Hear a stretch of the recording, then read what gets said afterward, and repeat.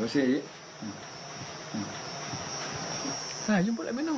Jangan malu. Ya, ya. Di rumah ni sebenarnya tak ada elektrik. Jadi tak adalah peti sejuk.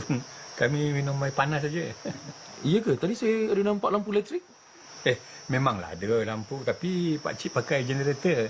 Cuma kadang-kadang tu pakai lampu itik saja.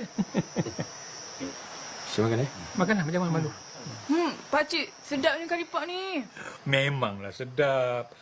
Isteri Pak Cik tu memang tak kenal bikin kari pak begini. Orang yang datang beli cuma dari jauh-jauh tau. Ramai tak? Ramai tu tak ramai tapi makciknya sebenarnya tak larat nak buat banyak-banyak. Cuma pesanan saja 500 keping saja. Itu pun jual 50 sen saja sebiji. Pakcik, ni kari pak kambing ke? Daging tu. Sedap.